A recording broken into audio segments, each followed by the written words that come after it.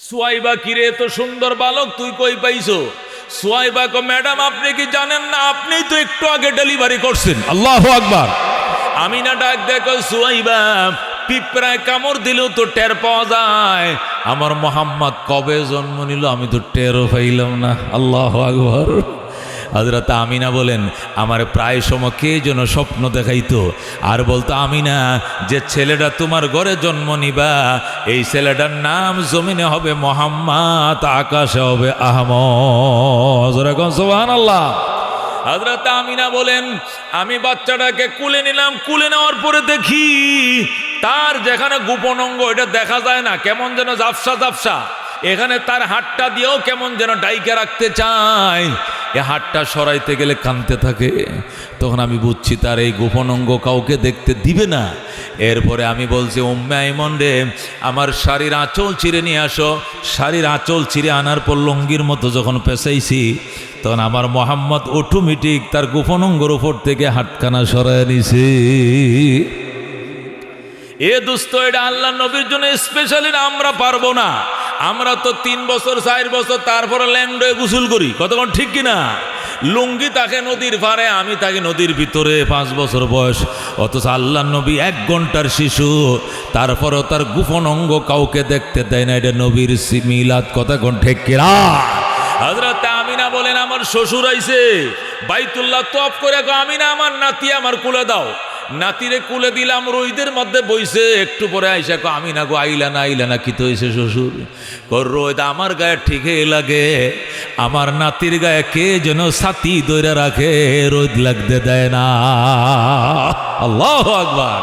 আকাশ হতে চাঁদ নেমেছে মা আমিনার কুলে, আদার রাতে উঠল যেন চাঁদের চেরাগ জ্বলে, চাঁদের চেরাগ জ্বলে। গুলশানে আজ বুলবুলিরা গাইছে শিরিন কালাম, তামাম জাহান নবীর তরে জানাইলা কো সালাম, জানাইলা কো সালাম। আল্লাহ নবী সাল্লাল্লাহু আলাইহি সাল্লাম 63 বছর ছিলেন দুনিয়াতে। কয় বছর ছিলেন? 63 বছরের মধ্যে 40 বছর বাদ, 40 বছর তো উনি নবী হতেই লাগছে, কতক্ষণ ঠিক কিনা? তো আগের নবী হওয়ার আগের 40 বছর বাদ দিলে তাহলে আর কয় বছর থাকবে? 23 বছর। কয় বছর? 23 বছর। এই 23 বছরের জীবনের 13 বছর ছিল মক্কায়। কয় বছর? নবী হওয়ার পর মক্কায় ছিলেন কয় বছর? 13 বছর। মদিনায় ছিলেন কয় বছর? 10 বছর। এই হইল কয় বছর? 23 বছর। আল্লাহ নবীজি সাল্লাল্লাহু আলাইহি সাল্লামের এই 23 বছরের জিন্দেগি যদি বুঝতে হয় তাহলে 30 পারা কোরআন বুঝতে হবে। যেরকম সুবহানাল্লাহ। 30 পারা কোরআন বোঝা ছাড়া নবীজির 23 বছরের জীবনে বোঝা যাবে না। আর 23 বছরের জীবনে বুঝতে হলে 30 পারা কোরআন বুঝতে হবে। 30 পারা কোরআন বুঝতে হলেও নবীজির 23 বছরের জীবনের ধারণা মাথায় থাকতে হবে, কতক্ষণ ঠিক না? আমি বুঝি না কোরআন, বুঝি না নবী, বুঝি না হাদিস, বুঝি না ইতিহাস, জানি না কোনো তাফসীর। আমি যদি আমার মন গড়ায় আবেগে কথা একটা বলে ফেলি, এটা আবেগের কথা হবে, এটা শরীয়তের কথা হবে না, কতক্ষণ ঠিক না? এই জন্য মুহতারাম হাজিরিন, বুঝতে হবে আলেম, গভীর জলের একটা মাছকে আলেম বলা হয়। আলেম এত সোজা নয়। আল্লাহ নবী সাল্লাল্লাহু আলাইহি সাল্লামের 23 বছরের জীবনে বুঝতে হলে 30 পারা কোরআনের জ্ঞান থাকতে হবে। সুবহানাল্লাহ।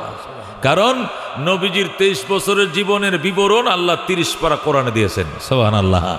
আম্মা জান আয়েশা রাদিয়াল্লাহু তাআলা আনহার কাছে এক সাহাবী এসে বলেন, মা গো, ও মা, নবীজির কলিজার টুকরা স্ত্রী ছিলেন আপনি। আল্লাহর হাবিবকে কাছের থেকে আপনি বেশি দেখছেন। নবী আপনাকে অনেক মহব্বত করতেন। নবীজির 13 জন স্ত্রীর মধ্যে 11 জন স্ত্রীর মধ্যে 11 জন স্ত্রীর মধ্যে আপনি ছিলেন কুমারী, আর সবাই ছিল বিবাহিতা, বিধবা। আপনি ছিলেন শুধু কুমারী। আপনি আবেদা, জাহেদা, মুহাদ্দিসা, ফকিহা। আপনি যেরকম মেধার অধিকারী, আপনি সম্মানের অধিকারী, রসুলের মহব্বত আপনি পাইছেন।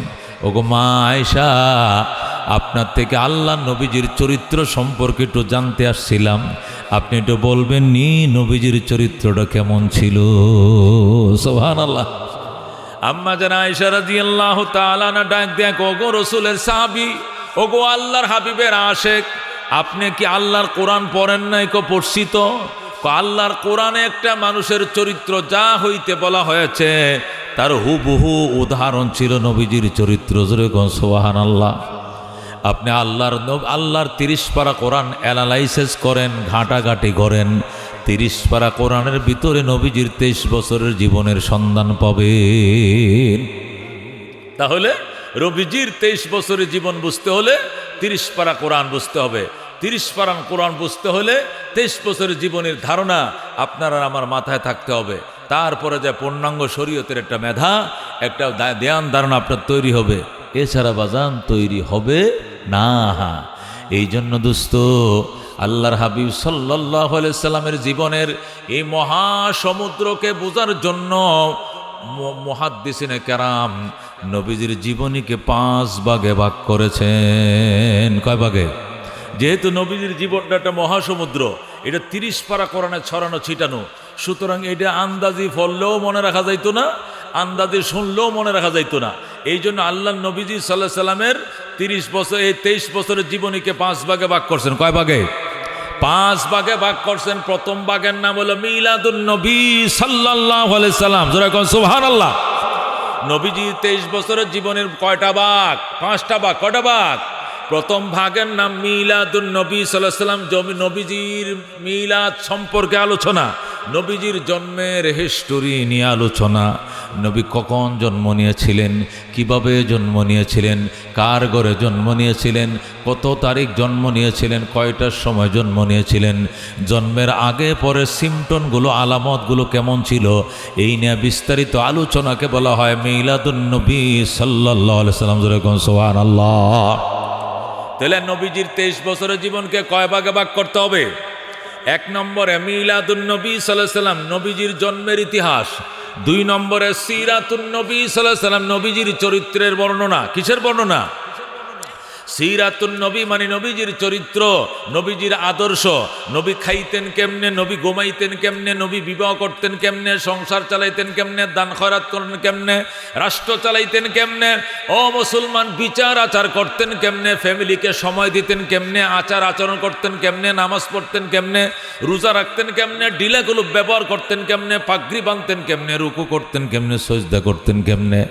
আল্লাহর হাবিবের 23 বছরের জীবনের চরিত্রের বর্ণনাকে বলা হয় সিরাতুন নবী সাল্লাল্লাহু আলাইহি সাল্লাম। সুবহানাল্লাহ। 3 নম্বর হলো মেরাজুন নবী সাল্লাল্লাহু আলাইহি সাল্লাম, নবীজির মেরাজ। নবীজির কি? মেরাজ। আল্লাহর হাবিবের মেরাজ। নবীজি সশরীরে রাতের অন্ধকারে মেরাজ করেছিলেন। কি করেছিলেন? আল্লাহর বাড়িতে তিনি গিয়েছিলেন। ঘুমন্ত অবস্থায় নয়, সজাগ অবস্থায় আল্লাহ বিশেষ দাওয়াত করে জিব্রাইলকে বুরাকের ড্রাইভার বানায়া, মিকাইলকে হেল্পার বানায়া, তার বন্ধু রহমতুল্লিল আলামিনকে ভিআইপি যাত্রী বানাইয়া এক টানে বাইতুল মুকাদ্দাস থেকে, বাইতুল্লাহ থেকে বাইতুল মুকাদ্দাস, সেখান থেকে সিদরাতুল মুনতাহা, সেখান থেকে আরশে আজিম, আল্লাহর বাড়িতে আল্লাহ তার বন্ধুকে পৌঁছায় দেয়। এজন্য বুঝতে হবে দোস্ত, একসাথে বোঝা যাবে না। 1 নম্বরে বুঝতে হবে মিলাদুন নবী সাল্লাল্লাহু আলাইহি সাল্লাম। 2 নম্বরে কি বুঝতে হবে? সিরাতুন নবী সাল্লাল্লাহু আলাইহি সাল্লাম। 3 নম্বরে মেরাজুন নবী সাল্লাল্লাহু আলাইহি সাল্লাম, নবীজির মেরাজ। 4 নম্বরে হিজরাতুন নবী সাল্লাল্লাহু আলাইহি সাল্লাম, নবীজির হিজরত। নবী কেমনে হিজরত করেছিলেন? রাতের অন্ধকারে আবু বকরকে সঙ্গে নিয়া, কাফেরদের অত্যাচার সইতে না পেরে রহমতুল্লিল আলামিন মক্কা ছেড়ে মদিনায় চলে যায়। এটাকে বলা হয় হিজরাতুন নবী সাল্লাল্লাহু আলাইহি সাল্লাম। কথা কোন ঠিক কিনা? 5 নম্বর হলো গাজওয়াতুন নবী সাল্লাল্লাহু আলাইহি সাল্লাম, নবীজির যুদ্ধের জীবন। আমাদের বঙ্গবন্ধু শেখ মুজিবুর রহমান একটা যুদ্ধ করছে। কয়টা?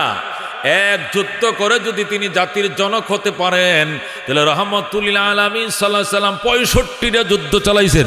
আল্লাহু আকবার। 65টা যুদ্ধ পরিচালনা করেছেন। কয়টা?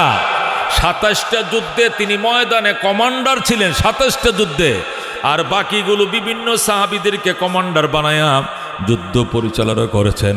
তাহলে একটা নবী যদি 65 যুদ্ধের নায়ক হয়, তাহলে বঙ্গবন্ধু নয়, তামাম পৃথিবীর সেরা রহমতুল্লিল আলামিন দু জাহানের বাদশা হবেন না কেন? কথা ঠিক কিনা? এই জন্য দুস্থ উলামায়ে কেরাম লেখেন, নবীজির জীবনের এই মহাসমুদ্রকে আয়ত্ত করতে গেলে, হেফজ করতে গেলে, মুখস্থ করতে হলে, দিলের ভিতরে আনতে হলে, মাথার ভিতরে আনতে হলে, দেমাগের স্মৃতির ভিতরে আনতে হলে নবীজির জীবনকে 5 ভাগে ভাগ করতে হবে। কয় ভাগ? 1 নম্বর মিলাদুন নবী সাল্লাল্লাহু আলাইহি সাল্লাম। আমরা মিলাদুন নবী বলতে কি বুঝি? আমরা বুঝি নামাজের পরে বইবেন, ইফতারের পরে বইবেন, মিলাদ হবে। তখন কি করি? দাঁড়াই, নালে বই, নালে দাঁড়ায় পড়ি। এরপর আল্লাহুম্মা সাল্লি আলা বালাগাল উলা ইয়া নবী সালাম আলাইকা বিভিন্ন কিসিমের দুরূদ শরীফগুলো পড়ি। কতক্ষণ ঠিক কিনা? ফইরা জিলাপি থাকলে জিলাপি দেই, বিরিয়ানি থাকলে বিরিয়ানি দেই, যেটা পাই দেই দিয়া এরপরে গোয়ালা বাড়ি যাওয়ান, মিলাদ শেষ হয়ে গেছে। কতক্ষণ ঠিক কিনা? এটা মিলাদুন নবী নয় দোস্ত, এটা দুরূদ ও সালাম। এটাকে কি কয়? এটাকে কয় দুরূদ ও সালাম। আপনি খাড়াইয়াই পড়েন আর বইয়েই পড়েন, যেভাবেই পড়ছেন, এগুলো বিভিন্ন দুরূদ শরীফগুলো পড়ছেন, এটা দুরূদ এবং সালাম হয়েছে, এটা মিলাদুন নবী হয় না। ঠিক না? মিলাদুন নবী সাল্লাল্লাহু আলাইহি সাল্লাম বলা হয় নবীজির জন্মের হিস্টোরি নিয়ে আলোচনা করতে হবে।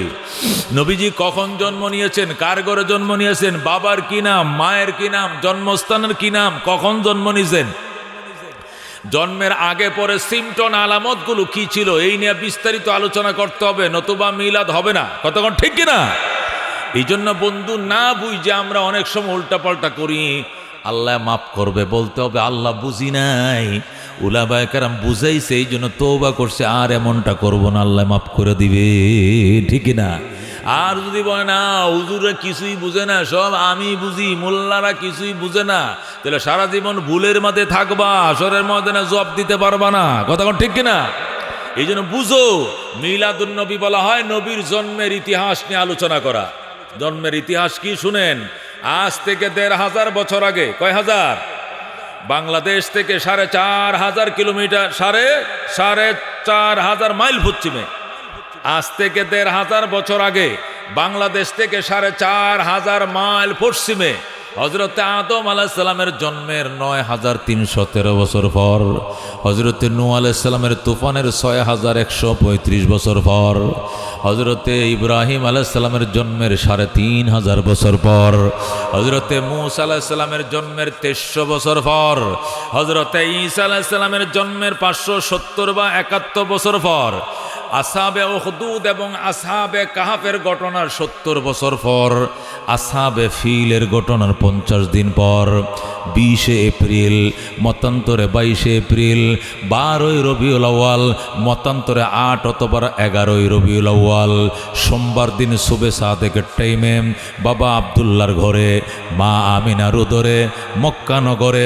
সর্বযুগের সর্বশ্রেষ্ঠ মহামানব আকায়ে নামদার তাজদারে মদিনা, ইমামুল আম্বিয়া, সৈয়দুল কাউনাইন, শাফিউল মুজনিবিন, রাহমাতুল্লিল আলামিন, আহমদ মুজতবা মুহাম্মদ মুস্তাফা সাল্লাল্লাহু আলাইহি সাল্লাম तमाम পৃথিবীকে উজালা করে এই দুনিয়াতে তাশরীফ আনছেন। জোরে কোন আলহামদুলিল্লাহ। কপালের জুড়ে, ভাগ্যের জুড়ে দরখাস্ত ছাড়া আমরা তার উম্মত হয়ে গেলাম। আবার বলেন আলহামদুলিল্লাহ। এইদিকে কয় মিলাদ, এইদিকে কয় মিলাদ। আদম জন্মের কত বছর পর? ৯,৩১৩ বছর পর। নূহ আলাইহিস সালামের তুফানের কত বছর পর? ৬,১৩৫ বছর পর। ইব্রাহিম আলাইহিস সালামের কত বছর পর? ৩৫০০ বছর পর। মূসা নবীর কত বছর পর? ২৩০০ বছর পর। ঈসা নবীর কত বছর পর? ৫৭০ বা ৭১ বছর পর। ইংরেজি আসহাবে উখদুদ এবং কাহাফের ঘটনার ৭০ বছর পর। আসহাবে ফিলের ঘটনার মাত্র ৫০ দিন পর। এপ্রিল মাসের ২০ তারিখ অথবা ২২ তারিখ, রবিউল আউয়াল মাসের ৮, ৯ অথবা ১১ তারিখ। বার ছিল সোমবার। কি বার ছিল? সোমবার। টাইম ছিল সুবে সাদেক। সুবে সাদেক বুঝেন? যখন ইমাম সাহেব মাইক দেয়া কয় আর মাত্র ১ মিনিট, খানা পিনা বন্ধ করো, হয় আর খাইন না যে, পানিটাও মহদেন না যে, আর মাত্র আধা মিনিট আছে, আর মাত্র 2 সেকেন্ড আজান দিয়া লাইম, যে কইছিল কয়েকদিন আগে রোজার মাসে মনে আছে, ওই টাইমটারে কই সুবে সাদেক, জোরে কোন সুবহানাল্লাহ। আর মাত্র 1 মিনিট, খানা পিনা বন্ধ করেন, সেহরির টাইম শেষ, বলে কিনা ওই 1 মিনিট পরে যে টাইমটা শুরু হবে এটাকে সুবে সাদেক বলা হয়। এটা ফজরের ফার্স্ট টাইম, জোরে কোন সুবহানাল্লাহ। আল্লাহ নবী ফজরের ফার্স্ট টাইমে যখন পূর্ব আকাশটার মধ্যে আলোটা সুহি দিছে, আল্লাহ নবী মায়ের গর্ভ থেকে দুনিয়ার দিকে সুহি দিছে, জোরে কোন সুবহানাল্লাহ। এটা নবীজির মিলাদ। দোস্ত, নবীজির মিলাদ রে দুরুদের সাথে না লাগাইছো কেন গো? আল্লাহুম্মা সাল্লি আলা সাইয়্যিদিনা মাওলানা মুহাম্মদ ওয়া আলা আলি সাইয়্যিদিনা মাওলানা মুহাম্মদ। এটা বলে মিলাদ, এটা মিলাদ। বাবু আর করে বাবু, তোর মিলাদ কইছে কেটে? মিলাদ কারে কয় বুঝে না, দুরুদ কারে কয় বুঝে না। এটা দুরুদ শরীফ। মিলাদ শরীফ বলা হবে, নবীজির জন্মের হিস্টোরি বলতে হবে। কি বলতে হবে? বলেন নবীর বাবার কি নাম? আব্দুল্লাহ। কি নাম? বলেন বাবার কি নাম? নবীর মায়ের কি নাম? আমিনা। বাবা মারা গেছে কবে? মায়ের গর্ভে ছিল যবে। নবী যখন তার মায়ের কি ছিলেন? গর্ভে ছিলেন, তখনই তার আব্বা যান আব্দুল্লাহ দুনিয়ার থেকে বিদায়। কথা কোন ঠিক কিনা? মা মারা গেছে কবে? নবীর বয়স যখন কয় বছর? 6 বছর। রাহমাতুল্লিল আলামিনের বয়স যখন 6 বছর, তখন মাও হারাইছেন। এখন বাবাও নাই, মা নাই, নবী 6 বছরের বালক। নবীজির বয়স যখন 8 বছর। কয় বছর? নবীজির বয়স যখন 8 বছর, তখন দাদা আব্দুল মুত্তালিব দুনিয়ার থেকে বিদায় নিয়ে নিয়েছেন। কথা কোন ঠিক কিনা? এগুলো মিলাদ, নবীজির মিলাদ। এগুলো জানা যাবে, আমল করার কোনো ব্যবস্থা নাই, তারপরেও জানা ভালো। আল্লাহ নবী সাল্লাল্লাহু আলাইহি সাল্লাম মায়ের গর্ভে ছিলেন। নবীজির আম্মা জান আমিনা বলেন, আমার মোহাম্মদ যখন আমার গর্ভে ছিল, আমার মোহাম্মদ যখন আমার গর্ভে ছিল, তখন আমি স্বপ্ন দেখতাম, আমার ঘুমের মধ্যে কে যেন এক হইতো, আমিনা 14 তারিখের মানিক তোমার পেটে লুকায় রয়েছে, কেউ রে কইও না। আল্লাহু আকবার। আমিনা, পৃথিবী সৃষ্টির রহস্য তোমার পেটের ভিতরে, তুমি কাউরে কইও না। আমিনা বলতেন, আমি যে কাউরে কমু না, পেটে বাচ্চা আইলে এটা কি লুকায় রাখা যায়নি? কয়েকদিন পরে তো পেট এমনি বড় হইব, তখন আর না কইলেও তো মহিলারা জানিয়ে ফেলাইব। জানবো কি না? পেটে বাচ্চা আইলে কি লুকায় রাখা যায়নি? 9 মাসের পেট এত বড় হয়, ওই সময় লুকায় রাখবে কেমনে? আমিনা ডাক দেখো, আপনি কে গো? আমার নিষেধ করতেছেন, কেউ রে কইতাম না। আসমানে চাঁদ উঠলে কি লুকায় রাখা যায়নি? পেটে সন্তান আইলেও লুকায় রাখা যাবে না। উনি আবার বলতেছেন, আমিনা টেনশন করিস না, তোর পেট এখন যেমন আছে 9 মাসের গর্ভে এমনই থাকবে, বড় হবে না। আল্লাহু আকবার। হযরতে আমিনা আল্লাহ নবীকে পেটে রাখছেন। বয়স যখন 1 দিন ছিল, যখন যেমন ছিল, যখন 9 মাস তখন এমনই ছিল, পেট বড় হয় না। আল্লাহু আকবার। আল্লাহুম্মা হাওয়া আলাইনা ওয়ালা আলাইনা। কোন? আল্লাহুম্মা হাওয়া আলাইনা ওয়ালা আলাইনা। হে আল্লাহ, আমাদের আশপাশে দেন, আমগর একটু দিয়েন না। আমরা কয়েক মিনিট সময় চাই আপনার কাছে। কতক্ষণ ঠিক কিনা? এ দোস্ত, আল্লাহ নবীর মিলাদের কথা বলতেছিলাম। মিলাদুন নবী ওইটা নয় যেটা আমরা মিলাদ মনে করি, ওইটা দুরুদ ও সালাম কয়। কতক্ষণ ঠিক কিনা? মিলাদ বলে নবীর জন্মের হিস্টোরির কথা জানা মানা। আল্লাহ নবী সাল্লাল্লাহু আলাইহি সাল্লাম মায়ের গর্ভে ছিলেন, পেট বড় হয় নাই। আল্লাহু আকবার। নবীজির মা কয়, তোরা মার পেটে ছিলে, তোর মা বমি করছে, আমি কোনোদিন বমি করি নাই। আল্লাহু আকবার। নবী কয়, তোরার পেটে বাচ্চা ছিল, তোরা অকক করছস, মাথা ঘুরাইছে, খাওয়ার রুচি পাস নাই, যে তরকারি মুখে দিছ গন্ধ করছে, কিন্তু আমার মোহাম্মদ পেটে ছিল এমনটা হয় নাই। আল্লাহু আকবার। ও দুস্থ, হযরত আমিনা বলেন, যেদিন আমার মোহাম্মদকে ডেলিভারি হবে ওই দিন আমি ঘুমাইছিলাম, ঘুমের ঘরে দেখি আমার ঘরটা নূরে নূরান্বিত হয়ে গেছে। আল্লাহু আকবার। আমার ঘরটা ফক ফক করতেছে আলোতে, ঘরের কোনায় কোনায় ইসলামী রমণীরা বসা। আমি বললাম, মা আপনি কে? আমি হযরতে আসিয়া। আল্লাহু আকবার। আপনি আসিয়া? উনি কে? উনি আমি হযরতে মরিয়ম, ঈসা নবীর আম্মা। আল্লাহু আকবার। আমিনা কয় মা আপনি কে? উনি ডাক দেখো আমি আদম পত্নী হজরতে হাওয়া আলাইহিস সালাম। আল্লাহু আকবার। এইভাবে ইসলামের রমণীরা গড়ের কোনায় কোনায় বসা। হজরত আমিনা ডাক দেয়া কয় মা আপনারা আমার ঘরে কেন এসেছেন? কয় আমিনা 10 মিনিটের ভিতরে তুমি 14 তারিখের চান প্রসব করবে, তোমাকে ডেলিভারি কেসে সহায়তা করার জন্য আল্লাহ রাব্বুল আলামিন আমাদেরকে মেডিকেল টিম বানায়া পাঠাইছে। আল্লাহু আকবার। আমিনা বলেন আমি এই কথাগুলো ওনাদের সঙ্গে বলতেছিলাম, বলতে বলতে আমার ঘুম ভেঙে যায়। আমি চোখ খুলে দেখি আমার বাতি সুয়াইবার কোলে 14 তারিখের চাঁদ ধুলতেছে। সুয়াইবা কিরে এত সুন্দর বালক তুই কই পাইছো? সুয়াইবা কো ম্যাডাম আপনি কি জানেন না আপনি তো একটু আগে ডেলিভারি করছেন। আল্লাহু আকবার। আমিনা ডাক দেখো সুয়াইবা পিঁপড়ায় কামড় দিলেও তো টের পাওয়া যায়, আমার মোহাম্মদ কবে জন্ম নিল আমি তো টেরও পাইলাম না। আল্লাহু আকবার। হযরত আমিনা বলেন আমার প্রায় সময় কে যেন স্বপ্ন দেখাইতো আর বলতো আমিনা যে ছেলেটা তোমার ঘরে জন্ম নিবা এই ছেলেটার নাম জমিনে হবে মোহাম্মদ, আকাশে হবে আহমদ। সুবহানাল্লাহ। হযরত আমিনা বলেন আমি বাচ্চাটাকে কুলে নিলাম, কুলে নেওয়ার পরে দেখি তার যেখানে গোপন অঙ্গ এটা দেখা যায় না, কেমন যেন ঝাপসা ঝাপসা, এখানে তার হাতটা দিয়েও কেমন যেন ডাইকে রাখতে চায়, এ হাতটা সরাইতে গেলে কাঁদতে থাকে। তখন আমি বুঝছি তার এই গোপন অঙ্গ কাউকে দেখতে দিবে না। এরপরে আমি বলছি উম্মে আইমন রে আমার শাড়ির আঁচল ছিঁড়ে নিয়ে আসো। শাড়ির আঁচল ছিঁড়ে আনার পর লঙ্গির মতো যখন পেঁচাইছি তখন আমার মোহাম্মদ অটোমেটিক তার গোপন অঙ্গের উপর থেকে হাতখানা সরাই নিছে। এ দোস্ত এটা আল্লাহ নবীর জন্য স্পেশালি আমরা পারবো না। আমরা তো 3 বছর 4 বছর তারপরে ল্যান্ড হয়ে গোসল করি, কতক্ষণ ঠিক কিনা? লুঙ্গি তাকে নদীর পারে, আমি তাকে নদীর ভিতরে, 5 বছর বয়স, অথচ আল্লাহ নবী 1 ঘন্টার শিশু, তারপরেও তার গোপন অঙ্গ কাউকে দেখতে দেয় না। এটা নবীর মিলাদ, কতক্ষণ ঠিক কিনা? হযরত আমিনা বলেন আমার শ্বশুর আইছে বাইতুল্লাহ তওয়াফ করে, আমিনা আমার নাতি আমার কুলে দাও। নাতিরে কুলে দিলাম, রোদের মধ্যে বইছে। একটু পরে আইসা কো আমিনা গো আইলা না কি তো হয়েছে শ্বশুর?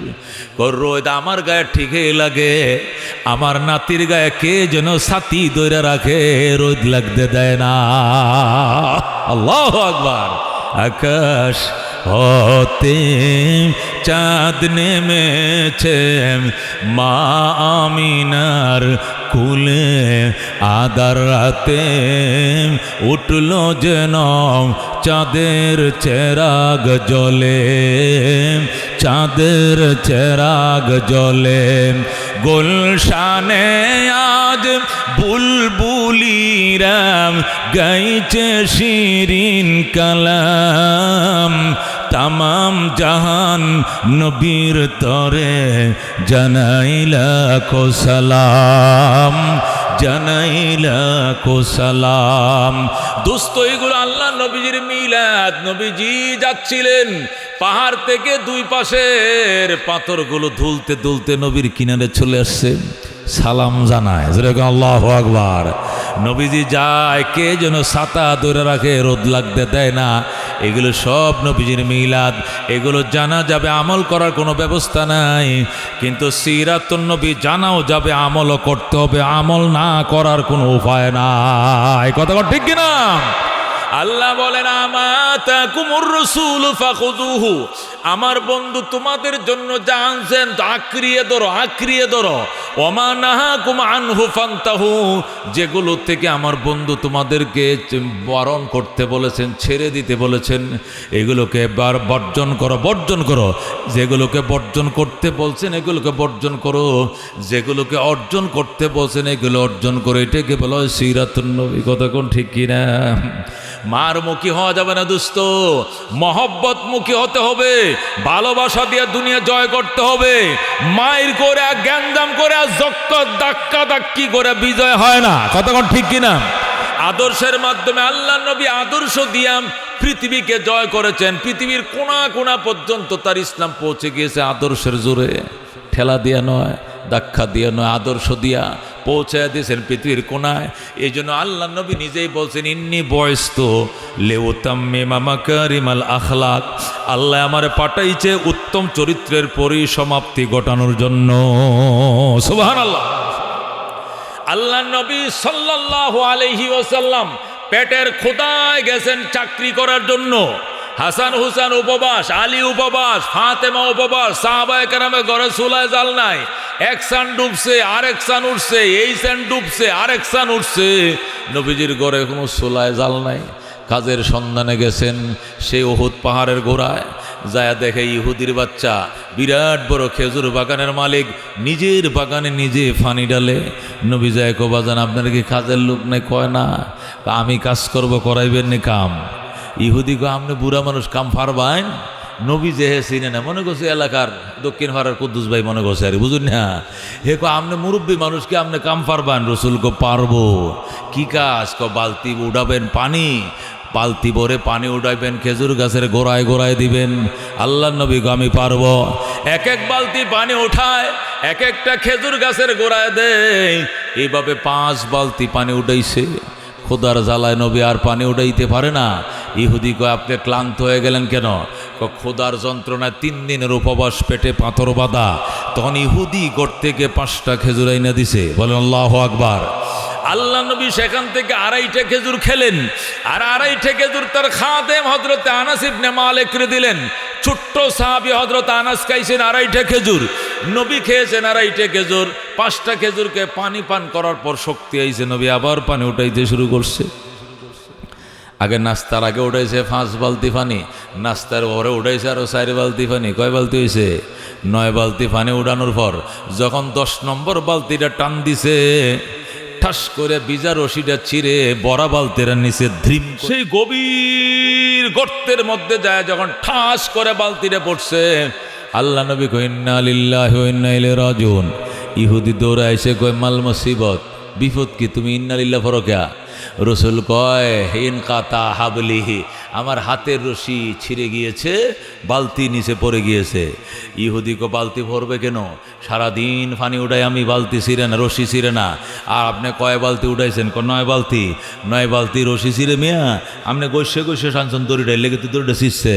রসুল কয় আমার দেশে, ওই আরব দেশেই, আমি বিনদেশ থেকে আহি নাই, পানি কেমনে উঠাইতে হয় আমি জানি। নাহানুল আরব, আমরা আরব, শিখাইস না বেটা। আমি কেমনে পানি উঠাইটা জানি, আমি সন্নিকারে টানছি বালতি, কিন্তু রশি বিজদে বিজদে বিজদে আজ গয়া কর লুল্লিয়া হচ্ছে রশি, আজকে ছিঁড়ছে। এদিকে হত্তি দিন ছিঁড়ে, এটা তো একবারই ছিঁড়ে, আজকে আমার হাতে ছিঁড়ছে। কয় না, আমার হাতে সারা বছর ছিল না, আমনের হাতে 9 বালতি পানি তুললে ছিল কেন?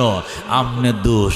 নবী কয় রশির দোষ, ইহুদি কয় নবীর দোষ, নবী কয় রশির দোষ, আর ইহুদি কয় আপনার দোষ। এক কথায় 2 কথায় উত্তেজিত হয়ে ইহুদি বেয়াদবের হাতখানা নবীর শরীরে লাগাই দিছে। নাউজুবিল্লাহ। যার গায়ে মশা মাছি বসা হারাম, ও দোস্ত একটা মশা বইলে আর সে মালিকের পারমিশন লাগে। আল্লাহু আকবার। একটা মাছি বইলে যার গায়ে আরশের মালিকের পারমিশন লাগে, এই গায়ের মধ্যে যেই মাত্র ইহুদি হাতটা তুলে দিছে, আনাস ইবনে মালিক ইয়া রাসূলুল্লাহ, দুনিয়ার বাচ্চা লাভ কি? দুনিয়াতে বাঁচার স্বাদ আমার শেষ, আমি এর প্রতিশোধ না নিয়ে যাব না। এই জীবনে কোনোদিন আপনার গায়ে একটা মশা বইতে দেখি নাই, মাছি বইতে দেখি না, আর আপনার গায়ে হাত তুলছে। রসুল ডাক দিয়ে কয় আনাস, ধৈর্য ধারণ করো, দোয়া করো, এই বেয়াদবি যেন তার হেদায়েতের জন্য উসিলা হয়ে যায়। আল্লাহ নবী সাল্লাল্লাহু আলাইহি ওয়াসাল্লাম প্রতিশোধ নিলেন না, দোয়া করলেন আল্লাহ তুমি তার হেদায়েত করে দাও। নবী বললেন ঠিক আছে, তুমি যাই করছো আমি তোমারে ক্ষমা করে দিলাম, কিন্তু আমি যে 9 বালতি পানি উঠাইছি এর জন্য কি কোনো বেতন নাই? ইহুদি কো বেতন তো আছে। কয় কি বেতন? কয় আনতাছি। গড়ে যাই ইহুদি 40টা খেজুর আনছে। কটা? আগে তো 5টা খাইতে দিছিল, এখন আরো 40টা আনছে। 5 আর 40 কত হয়েছে? 45। 9 বালতি পানি, 1 বালতি পানির জন্য 5টা খেজুর, 9 বালতির জন্য দিলাম 45টা খেজুর। যান যান যান। তবে হাসর দিন পর্যন্ত দাবি থাকলো আমার বালতিরে যে ফালাইছো নামনে।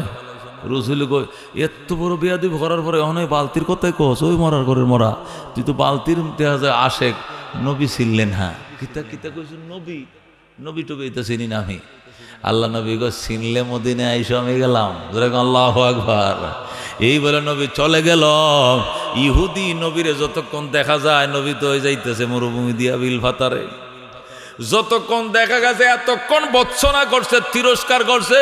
বুড়িয়ার ঘরে বুড়িয়া আমার বালতিটা ফালায় হয়ে গেছে, হাসরের দিন আমার বালতি আমার দেওয়ান লাগবো, যা মুখ দিয়েছে সব খুঁজতেছে। আল্লাহ নবী সাল্লাল্লাহু আলাইহি ওয়াসাল্লাম আর সহ্য করতে পারে নাই, ফিরে এসে চাইছে গো ভাই বেয়াদবি করলা, কিছুই কই নাই, কিন্তু এই যে এতক্ষণ গালি দিতেছ আর সহ্য করতে পারেন, এগুলো কেন করছো? বালতি আমার বালতি দিয়া যান, নয়া বালতিটা ফালাইছুন। আল্লাহ নবী কো আয় বালতির পাগল আয়, হাতের ডেনাটা ধরে কুয়ার পারে গেছে, কূপের পারে যায় করে কূপের পানি। যে নবীকে না বানাইলে তোরেও খোদা বানাইতো না, তোর মালিক রে কইছি তুই জোয়ার আইসা যা। আল্লাহু আকবার। আল্লাহর হুকুমে তোর গায়ে জোয়ার আইনালা, আল্লাহ পানির ভিতরে তুমি জোয়ার এনে দাও। হঠাৎ করে এমন জোয়ার আইসে গেছে, কূপের পানি তলার পানি গলায় আইসে গেছে। আল্লাহু আকবার। পানি উপরে বাসছে, বালতিও বাসছে কিনা, বালতিও জাগছে। আল্লাহ নবী বালতিরে টান দিয়ে নিয়াম, ইহুদিরে কয় ধর বালতির পাগল, বালতি তোরে বুঝাইয়া দিলাম, তোর বালতি তোরে ফেরত দিলাম, কিন্তু তুই যে সোঁটটা দিলে আমার ফেরত দিতে পারবি নি। যা তোর বালতি, আর কোনো দাবি আছে নাকি? আর কোনো দাবি নাই, ধর তোর বালতি তোরে বুঝাইয়া দিলাম। বালতিরে বুঝাইয়া দিয়ে আল্লাহ নবী যখন আবার রওনা করছে, ইহুদি এখন আফসোস করে আর আঙ্গুল কামড়ায়, কি সর্বনাশ করলাম, উপায়টা কি? এইরকম মানুষ তো জীবনেও দেখি নাই। ডাকটা দিল আর বালতির উপরে উঠে গেল পানি শুদ্ধ, এটা কেমন মানুষ? এইটা কি ঘটনা? এটা তো জীবনেও বুঝলাম না, দেখলাম না। দৌড়ায় ঘরে গেছে, যায় কো বিবিরে বলতো এটা করে ফেলাইছে, কো কার সাথে? এটা কাজের লোকের সাথে। লোকটা কেমন? কো বৃদ্ধ, চুলটি কেমন? কয় কুকুরা, দাঁতটি কেমন? কয় মুক্তার মালার মতো। জোরে কোন আল্লাহু আকবার। কথা বললে সামনের দুইটা দাঁতের ফাঁক দিয়া নূর বের হয়। আল্লাহু আকবার। এমন লোকটার সাথে বেয়াদবিটা করছি রে বিবি, চিনতে পারি নাই। বিবি ডাক দেয়া করছে, আমি কি সর্বনাশ করলি রে, আমার বাবার বাড়ি মদিনায়, আমি চিনছি উনি আল্লাহর নবী, এখন জলদি যা। আল্লাহু আকবার। তুই কার সাথে বেয়াদবি করছো, জলদি যা। ইহুদি আল্লাহু আকবার কাঁদতে শুরু করছে, কো আচ্ছা জামু, আগে আমার বিচারটা আমি করে লই। কো কি বিচার? কো তরবারিটা দে। হিতান থেকে আইনা 3 হাত লম্বা তরবারিটা দিছে। ইহুদি বাম হাতে কূপ দিয়া নিজের ডান হাতটা গুড়ির থেকে আলাদা করে ফেলাই দিছে। আল্লাহু আকবার। নিজের হাতটা বাম হাতে তরবারি লয়ে এমনি কূপ দিছে, নিজের হাতটা 10 হাত দূরে পড়ছে, দয়া সিরিঙ্গিতে রক্ত বের হইতেছে, সি করে রক্ত বের হইতেছে। আর কব বেয়াদব, যারা নবীর গায়ে হাত তুলে এদের শাস্তি এমনই হবে। তুই পয়গম্বরের গায়ে হাত তুললি, এই জন্য তোরা কেটে লেছি, তুই আমার শরীরের সাথে থাকতে পারবে না। হাতরে গাইল্লায় বিবি কয় রে বাউয়া, রে বাউয়া, হাতরে গাইল্লে কোনো লাভ নাই, দোষ তো হাতের নয়, হাতের মালিকের। আল্লাহু আকবার। ওরে হাতের মালিক, এখনো সময় আছে, তুমিও যাও, আমিও বুরকা পরে আইতেছি, নবীর কাছে যাওয়া ছাড়া কোনো উপায় নাই। আল্লাহু আকবার। ইহুদি বাম হাতে ডান হাতটাকে লইয়া দৌড় দিছে, রক্ত পড়তেছে, দৌড়তেছে, দৌড়তে দৌড়তে দৌড়তে ফাতেমার ঘরে গেছে। জায়গা মাগো, ও মা, আমি চিনতে পারি নাই গো, আপনার আব্বাজান বাড়িতে আসেন? আসেন কি করে? হাসান হোসেন রে খেজুর খাওয়ায়। কি খাওয়ায়? ওই যে খেজুর নিচে 40টা এখান থেকে খাওয়ায়। মা, আমি একজন বেদুইন পাপী বন্দাইছিলাম, আমার সালাম বলেন। আল্লাহ নবী হাসান হোসেন রে নামাইয়া পর্দাটা টান দিয়া দেখো, ওই সাবেক পাপী, ওই ইহুদি বাচ্চা আইছে, হাত একটা নাই, ফালাই তুইছে। কিরে হাত কাটছো কেন? কয় না বুঝে আপনার শরীরে লাগাইছিল কেন, এই জন্য হাত আমি শরীরে রাখি নাই, কাইটা আলাদা করছি। রসুল কয় হাতের কোনো দোষ নাই, দোষ তো তোমার, তুমি কালমা পড়া ছাড়া এই পাপের থেকে মুক্তি পাইবা না। আল্লাহু আকবার। ইহুদি কয় আমি যদি কালমা পড়ি আল্লাহ মাপ দিবেন? কয় দিবে। আপনি দিবেন না? আমিও দিমু। আল্লাহু আকবার। সাথে সাথে নবীর ঘরের দুয়ারে দাঁড়ায়া ইহুদি বলে আশহাদু আল্লাহ ইলাহা ইল্লাল্লাহু ওয়া আশহাদু আন্না মুহাম্মাদান আবদুহু ওয়া রাসূলুহু। ইহুদি কালমা পড়ে মুসলমান হয়ে যায়। আল্লাহ নবী সাল্লাল্লাহু আলাইহি সাল্লাম ইহুদিরে ডাক দে, ইহুদিরে এবার যাও বাড়িতে, হুজুর হাতটা মাফ হইছে না? কইছে আমারও মাফ হয়েছে। তোমারও মাফ, হাতেরও মাফ, কারো কোনো পাপ নাই।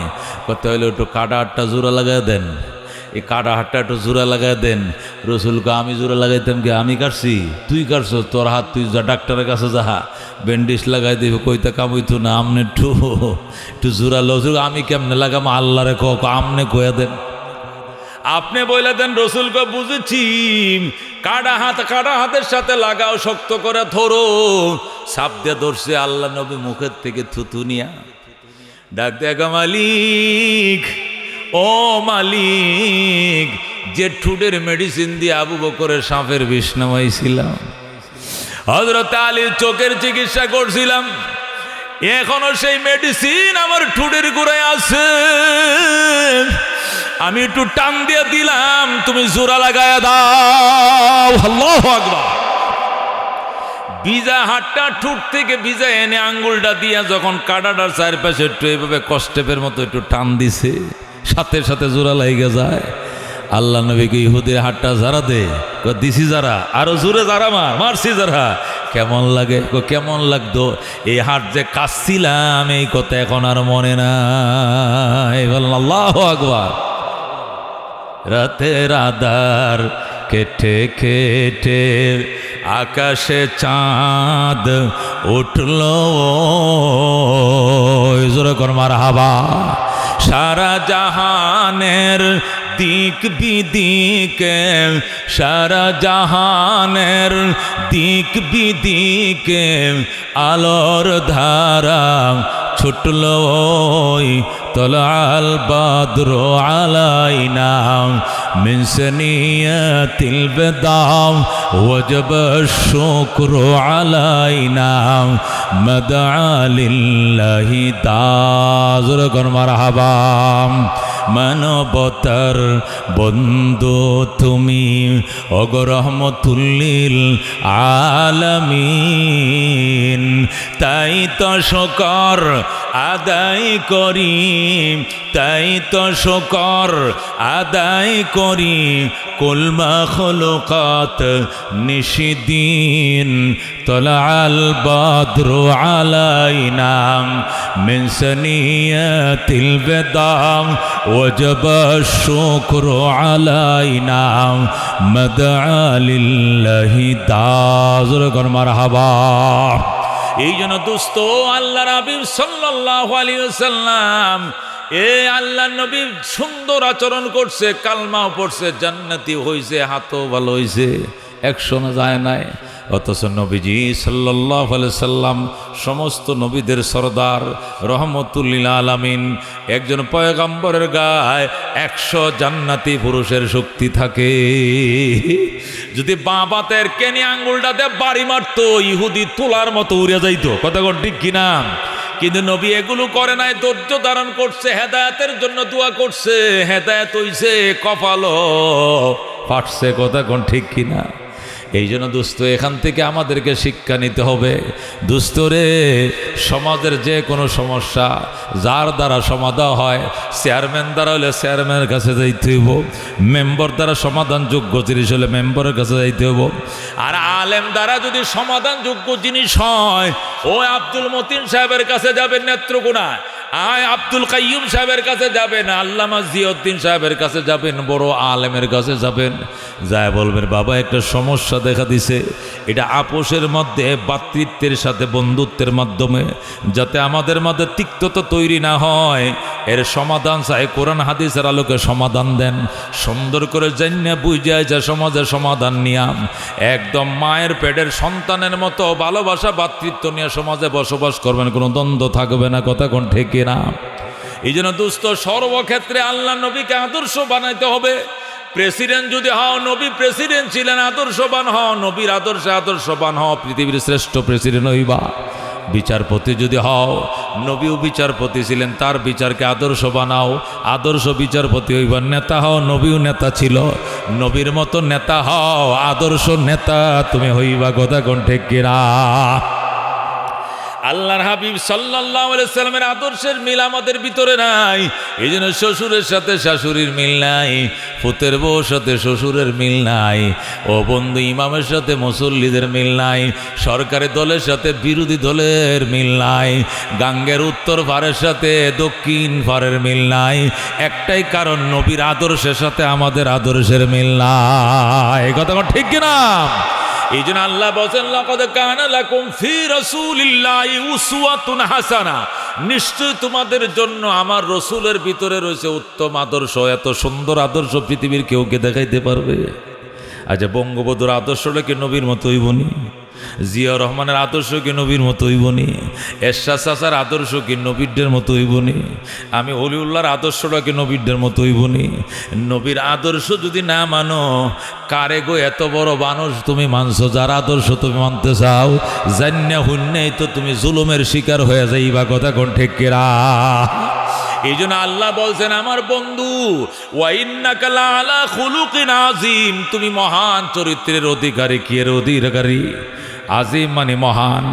আল্লাহ কোরআনের জন্য বলছেন মহান। লাকাদ, আল্লাহ বলেন ওয়ালাকাদ আতাইনাকা সাবআম মিনাল মাসানি ওয়াল কুরআনিল আযীম। আল্লাহ বলেন ওয়া ইন্নাকা লাআলা খুলুকিন আযীম। আল্লাহ রাব্বুল আলামিন বলছেন ওয়া হুয়াল আলিয়্যুল আযীম। আল্লাহ কোরআনের জন্য আযীম শব্দ ব্যবহার করছেন, নবীর জন্য আযীম শব্দ ব্যবহার করছেন, নিজের জন্য আযীম শব্দ ব্যবহার করছেন। ওয়া হুয়া রব্বুল আরশিল আযীম, আরশের বেলা আযীম শব্দ ব্যবহার করছেন। এই একই শব্দটা নবীর জন্য ব্যবহার করছেন। এর চেয়ে উত্তম আদর্শ সমাজে আর কেউ দিতে পারবে না। কথা কোন ঠিক কিনা? এই জন্য আসো দোস্ত, আল্লাহ নবীর আদর্শে আদর্শবান হয়ে যায়। নবীজি দাড়ি রাখছেন, আমরা রাখবো ইনশাআল্লাহ। কারা কারা হাত বাড়ান, রাজি আছেন ইনশাআল্লাহ? আল্লাহ নবী যত সুন্নতে মুআক্কাদাগুলো আছে, প্রত্যেকটা সুন্নতে মুআক্কাদাগুলো আদায় করবো। 5 ওয়াক্ত নামাজে 12 রাকাত সুন্নতে মুআক্কাদা। কয় রাকাত? 5 ওয়াক্ত নামাজে 17 রাকাত আছে ফরজ নামাজ, 12 রাকাত আছে সুন্নতে মুআক্কাদা, একটাও ছাড়বো না। মেসওয়াক করব, 1 রাকাত নামাজে 70 রাকাত সওয়াব পাবো। পাগড়ি বাঁধে নামাজ পড়বো, 1 রাকাতে 70 রাকাত নামাজে সওয়াব পাবো। দস্তরখান বিছায়া খানা খাবো, আল্লাহু আকবার, বরকত পাবো। ইস্তেঞ্জা করার পরে ডিলা গোলপ টিস্যু টয়লেট পেপার ব্যবহার করব, পারবো তো ইনশাআল্লাহ। ওজুর আগে মেসওয়াক করব। কি করব? মেসওয়াক করব। মেসওয়াকের 70টা লাভ আছে, তার মধ্যে একটা লাভ হলো মরণের টাইমে কালমা নসিব হবে। মরণের টাইমে অটোমেটিক জারি হয়ে যাবে আশহাদু আল্লা ইলাহা ইল্লাল্লাহু ওয়া আশহাদু আন্না মুহাম্মাদান আবদুহু ওয়া রাসূলুহু। এটা নবীর আদর্শের দুস্থ, এটাকে নিজের আদর্শ বানাও। দাড়ি নিজের আদর্শ বানাও। এই মেসওয়াক বলেন, ডিলা কলব বলেন, পাগড়ি বলেন, যত কিছু আদর্শ আছে একটাও লগে নেওয়া যাইতো না, কিন্তু দাড়ি নামক সুন্নত এটা লগে কবরে যাবে। ঠিক কিনা?